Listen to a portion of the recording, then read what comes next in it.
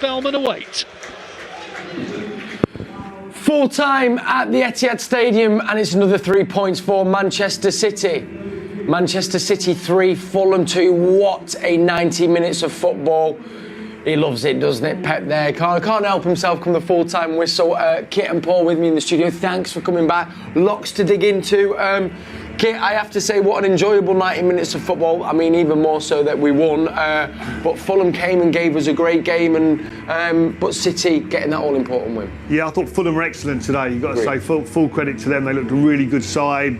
Substitutions coming on. Made them strong as well, so they look a good outfit this season. So makes it an even more important win and a big win. I mean, a great winning goal in the end. Jeremy Doku, the third goal to really seal it. But Fulham just kept going. They had a chance in that second half as well. Not too much change from the first half, really. We thought about maybe Pep could make changes, but I think the change was do plan A a little bit better, and got off to a great start, scoring a really good second goal. But like I say, Fulham still looked a real threat on the break, and Traore again had a couple of chances and could have easily finished today on a hat-trick. Yes, yeah. So I think Pep will be very grateful to have got the 3 points, and like I say, 3 good goals from us. Going forward, we look good. I thought out of possession, defensively, a little bit leggy at times. Yeah, I agree, and it was on another day, you mentioned there Traore, you'd say maybe City a little bit lucky, Paul, to come away with the 3 points. We've done it, as champions do, but another chance there from Traore in the second half, on another day, as I say, possibly. There is, and big shout out to Ederson. Yeah. He's made 3 unbelievable saves today. Agreed. One in the first half, 2 in the second half, and even another one in the first half, and Traore's through, and he's put him off, that he's put it over the bar. So and Vardy, couple of blocks as well, and a couple of big blocks in. Really unlike us to give away that many chances, but like Kit says, you've got to give full credit to Fulham. I thought they were excellent today. But the best teams, the biggest teams, why they're champions is they find a way to win when they're not at their best, and they've done that again today, especially here at the Etihad. Absolutely. I mean, and speaking of coming into the Etihad, has something shifted this season? Because you saw Brentford come and really try and not just sit back and defend, but were a threat. I can think of the same as well. Inter Milan when they were here, Arsenal of course, and now I see Fulham. They didn't come here just to sit back and put 10 men behind the ball. It's a trend that's starting to happen where teams maybe are sensing you can maybe get at us a little bit. Yeah, it's sort of sensible. And it's that counter. City, I think teams will see are vulnerable on the transition to the counter attack. So. Again, we spoke at the start about the way Fulham set up, so they know Smith Rowe, so a bit more defensive in their initial setup, but then they were breaking from a good defensive shape. Left Traore up top, who was always going to be a threat with his pace. Yeah. So it's sort of sensible, pragmatic approach, and nearly paid off for them today. Yeah. On the flip side of that, teams are coming and looking as if they're having a go, but when was the last time we get beat here? Yeah. Well, yeah. We always find a way to go through and win the game. Brentford came and done it. They was throwing praise on Brentford. They played Fulham, will get the same today, but then at the end of the day, they're going away with 0 points and City have won the game. Yeah, and that's the most important thing. Another 3 points on the board. Let's go and get some thoughts pitchside. We're going to head back down to Alistair Mann. Yeah, welcome back to the commentary position. Myself and Andy Morrison with you again. Andy, of all the teams we've seen this season, Inter Milan and Arsenal to name but 2, where do you rank Fulham? Well, I think they're right up there. When we talk about Brentford as well, how good they were on the day, and I think everyone's improving, Ali. And we've got to give credit to the opposition. The tactics were excellent, and we weren't at our fluid best today. But with the champions, Ali, and the champions 4 times in a row for a reason, because there's a DNA in this group and this football club. You don't lose games of football, and we find a way to win. And today they found a way to win when we weren't at our best. How were they able to get it over the line today? Well, a couple of great finishes. I mean, KOVACIC with his finish, right at the start of the second half, brilliant feat. Doku, Doku was on the counter attack. They had 3 or 4 really good chances on the counter attack where they were wasteful. That was probably our first one where we managed to open up, create a one-on-one, and Doku's finish was magnificent.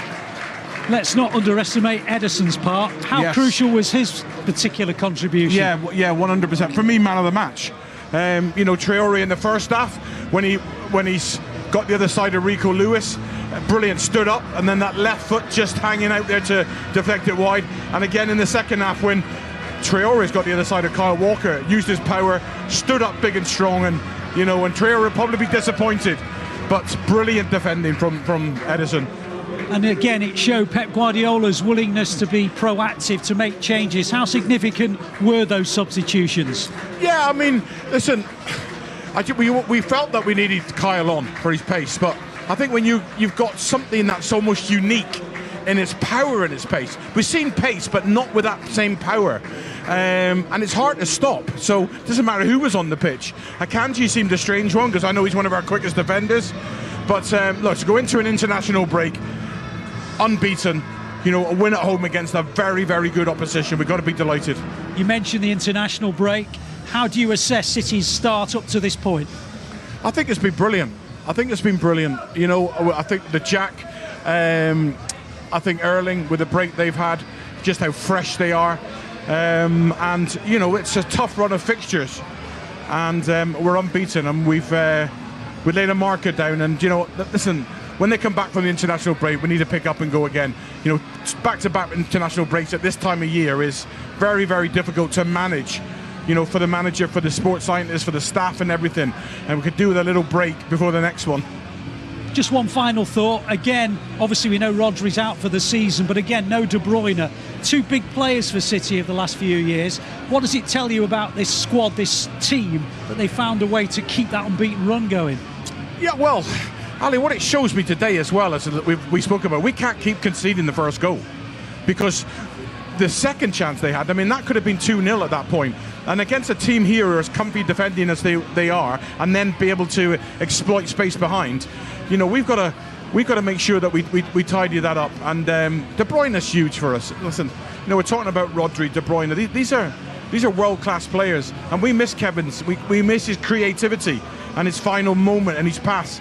And it's really, really important that we get back, everyone back. Aki should be back after the international break. You just start to then see a bit of solidity to the squad. The thoughts there of Andy Morrison, my co-commentator this afternoon. A terrific win for the Blues. They're keeping the pace up with Liverpool, who are currently top by a point. But City go into the international break unbeaten. Back to you, Kel. There was your commentary team for today's game. Thank you, Ali, and thank you, Andy. Let's dig into the game then. And as Andy said there, we go 1-0 down, Paul, early on. And that's happened a few times. How important is it to do what Andy said, and that we have to look at not conceding first here? Because lucky that Traore didn't get that second, as Andy said as well. Yeah, it was. And gave a big shout out to Ederson, because 2-0 the way Fulham were playing in the first half, it would have been very difficult to get back. But yeah, it's strange, because the 4 in a row and everything else, it's been based on, as much it's fantastic we are going forward, but it's been based on a real good defensive unit.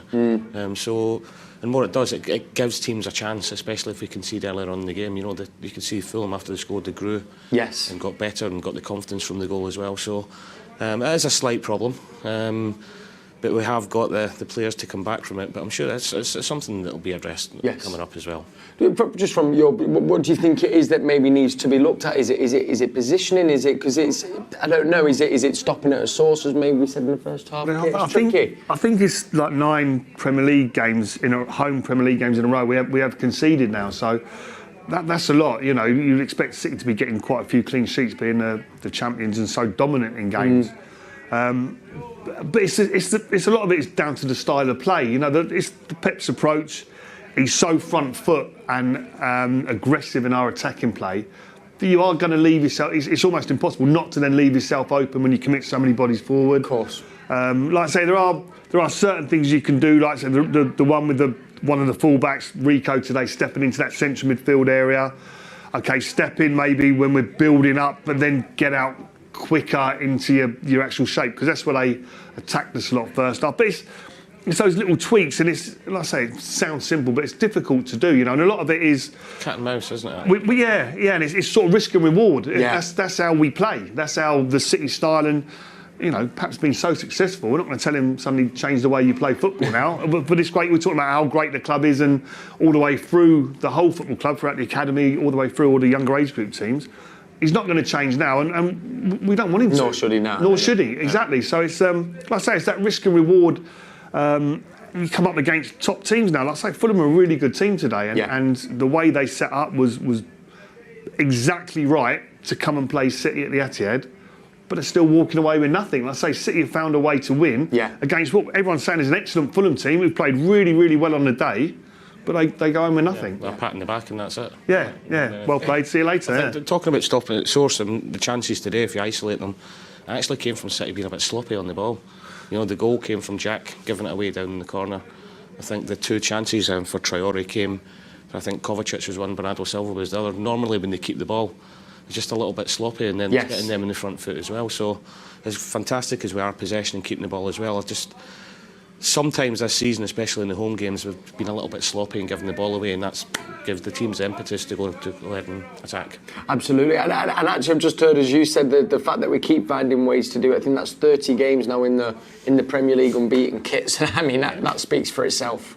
Well, that's the thing, but the reality of the situation is now you're hypercritical. We're actually looking for things. You know, one at home again, Man City against a very good side, so fantastic. Normally everyone would be just waxing lyrical about that, but because we're so critical now, the standards are so high, suddenly if they can see the goal or it's not everything going our way, we analyse it and look at it and pick on little things. But, you know, rightly so, because, you know, Pep is striving for perfection. You never quite achieve that, for sure, as good as he is and as good as Man City are, but that's what he wants. So that's what we're all looking for as well. We are indeed. Sorry, Paul, I didn't know if you wanted to add to that as well. No, I was just going to say about that perfection and what they want. They're as close to it as you can get. Yeah, exactly. Yeah. I mean, what they're doing. And like I said before, if we are going to concede goals and everything, that record 30 games unbeaten at the Etihad, it tells a story in itself, doesn't it? Yeah, absolutely.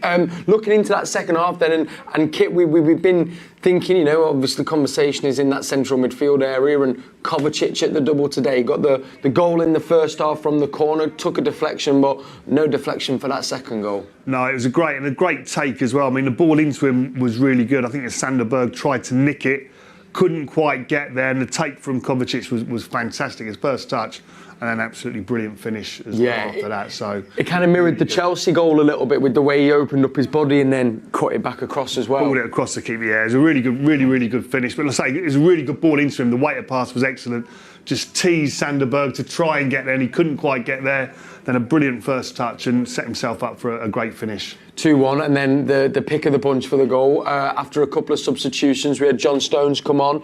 Jeremy Doku had come on a bit before that, and my goodness, that's got to definitely be a contender for goal of the month, hasn't it, Paul? It was an unbelievable finish, and ironically, we're talking about teams hitting us in the counter, but we ended up hitting Fulham in the counter because 5 minutes before it, they'd really good possession. Fulham created a lot of chances, but when the ball comes out to Doku, you know, he's got that little... I won't even try and do it because I'll probably dislocate my hip. Something like that. And he's cut inside and just an absolute rocket into the top corner. That's the difference, you know, as well as Fulham have played today, they weren't clinical. You know, the one counter we do get on the second half, the quality we've got coming off the bench, which we spoke about before the game. Yeah. Before you know it's in. And we spoke about the players who are different. So we had Jack and Bernardo, who were the control players, if you like. Yeah. And then Doku come on, who's pace. Yes. For the counter, and right. Hence we scored the third goal. So it was good, clever tactical substitutions at the right time that's gone and paid off. Yeah, we can see some celebrations here. This is Nunes and Savinho in the tunnel moments ago, giving it the griddy. Of course, the Doku celebration. But I mean, he's been honest and spoke about one area he wants to improve is that end product, and actually seeing a glimpse now of that. I mean, I've seen him have some nice finishes, but that seemed a rocket. So it's nice to see as well. That's another facet to his game that we'll probably get to see more and more throughout the season. And he'll only get better. You know, it was unbelievable last season for a young boy coming into a team like Man City and to have the impact that he did, because, you know, he was up against Jack, Phil, all the other fantastic wingers that we've had. And he came in and done well, but then he had a little dip towards the end of the season where people were saying that he had to be more consistent with his end product as well. And he's working on it. But you've seen today, you know, the ability that he's got, and he's a game changer. Yeah. You know, whether it's beating a man, getting an assist, or cutting inside and sticking it in the top corner, he's got that in his locker, and we're going to see more and more of that.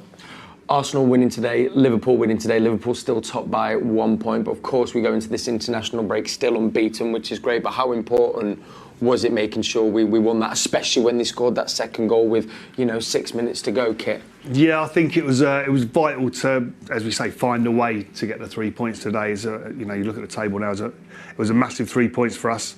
to still be sitting very nicely, like I say, going into that international break now. So for not necessarily being at our best either. Yes. No, exactly. Yeah, not quite there, but. We keep saying, everyone says it, second half of the season after Christmas, City get on a real roll sort of thing. So to be sitting where we are now, I think everyone will be pretty pleased with themselves. Speaking of that international break, Paul, we spoke about it. Does feels very congested to say. We've already had an international break. We've got another one coming up now, and I'm sure I think there's one not soon after it. The biggest focus is always no injuries, and then hopefully we'll get our full rota of players coming back as well. Yeah, it's like every manager up and down the country. That's the one thing that they're hoping for, that they go away and they all come back healthy and fit for the next run of games that they've got coming. Yeah, and I think hopefully as well, I think Ake should be returning soon. Kevin De Bruyne, fingers crossed. Then we have Wolves that we come back to. They're probably going to be a bit more tricky of opponent than we think. Do you reckon, Kit? Well, they're a bit sort of wounded at the minute. I think Wolves, they're not in a great vein of form at all, but they'll be looking to bounce back. They've always been a decent side over the last couple of years, so you would expect them to pose quite a few problems for us. Yeah, well, that'll be the game that we'll come back to. Remember, Matchday Live will be with you for that. Before we wrap up, though, of course, we've got our Guess the Possession game that we play with myself and our guests, and it finished today at 58% possession for Manchester City, which I think, again, credit to Fulham. So that means that you got 6 points, Kit, because you guessed 64. I was well off it, 10 points there. It was, I guess, 68 and you guessed 74, Paul. Just move on. Yeah, very Here's the leaderboard as well. Steve, how are we there with a solid 0? Listen, long way to go yet. Same for the fantasy football as well. There's a lot of chat in our WhatsApp group. It's very early on. Natalie Pike, I'm talking about you. Right. I made the great decision of triple captain Haaland today. Sorry, Paul. I keep telling you I was no good as a manager, and I'm even worse at it. Listen, long season ahead yet, don't worry. Just a quick word as well, because even though we're going on an international break, the football doesn't stop us here. Our women's team are in action. We've got 4 games in the time that the men's team are away. West Ham, Barcelona, Liverpool and St. Pollen. The first 2 fixtures there, West Ham and Barcelona, are going to be played over at the Joy Stadium, which is the home stadium, of course, just across the way for our women's team. I think seat tickets are almost sold out, still plenty of standing. So if you're around, we'd love for you to come down. It's a great stadium, great evening to enjoy as well, and of course supporting our women's team who throughout these 4 weeks could also go top of the WSL. I think we've finished the most time second, so this season we're hoping to get that first spot, and your support would really help with that. It's been an okay start, and it feels like Gareth is building something, Paul, over there. Yeah, they have, and I know he's got the team together that he now wants. There was a few ins and outs. Brought in some really good players, and the disappointment from last season, the goal difference and everything else, I know that's really spurred them on, and the girls to go on and hopefully go one step further this season, and big Champions League games coming up as well. Absolutely, as well, qualified with that big result over Paris, so make sure you go and watch that. Listen, what an absolute treat. City did the business. Not as easy as we usually have it here at the Etihad, but 3 points all the same, and we go into the international break still unbeaten, 1 point behind leaders Liverpool. Massive thank you to Paul, to Kit, and thank you to you all for joining us. Hope you enjoy the rest of your weekend, and remember, City Plus is the place to stream the women's game and also get exclusive documentaries like this Phil Foden special one that's coming your way soon. Enjoy the weekend. See you later. I mean, he was obsessed. He was obsessed. I was just obsessed with football. He's turned into such an outstanding football player. He's already one of the best players in the Premier League. I think the future is all his. He'll be up there with the best players in the world. He could be a Ballon d'Or winner. He sort of sat back and was like, wow, you're going to be a really special player. He was doing all these magical things at such a young age. Phil was the smallest one, but if he was on your team, you knew you were going to win. He can be running for 90 minutes. He doesn't stop. Phil in that game was he was the most Brazilian player on the pitch.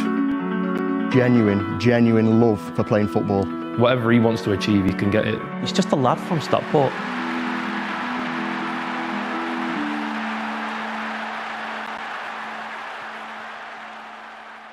Statue next to yours as well. You probably have a whole stadium for him.